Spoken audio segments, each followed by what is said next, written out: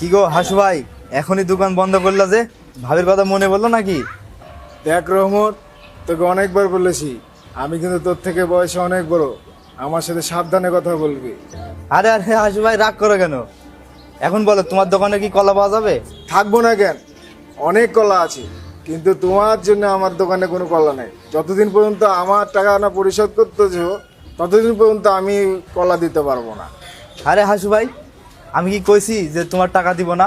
এখন দোকানটা খুলে কলা আর একটা রুটি দিয়ে দাও, আমি কালকে তোমার টাকা সব পরিশোধ করে দেবো। অত সোজা না। তুই যদি আগের টাকা না দিস তাহলে তোর জন্য আমার দোকানে কোনো জিনিস থাকবে না, ঠিক আছে?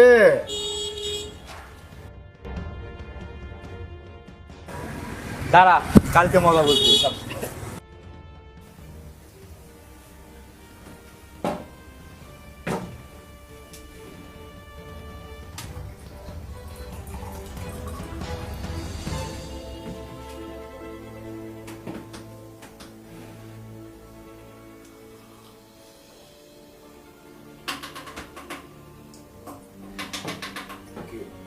ফোন দিয়েছে, দেখো তো কে ফোন দিলো এখন আবার।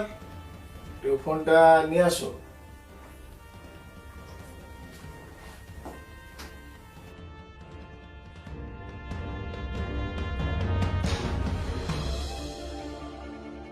এনাম।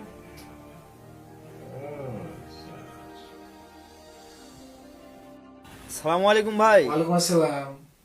ও তুই কি করবি ক?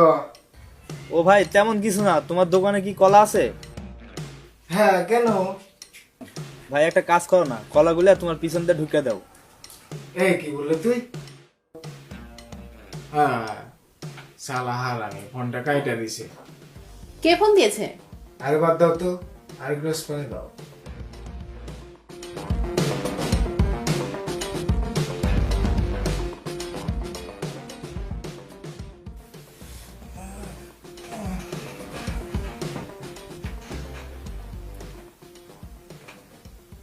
হ্যালো। ভাইজান, আমি রহমত। আমার কিছু কলার দরকার। তোমার দোকানে কি কলা আছে? না না না না, কলা নাই, তোর বলছি না, আর দেবে না। হাই হাই, কি কও হাসু ভাই? সত্যি সত্যি কি তুমি আমার কথা মতো কলাগুলো তোমার ভোগার মধ্যে ভরছো? Hello hello.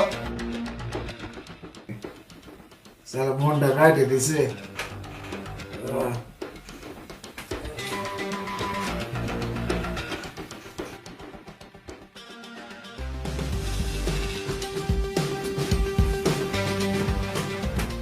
এই কি করবি ক?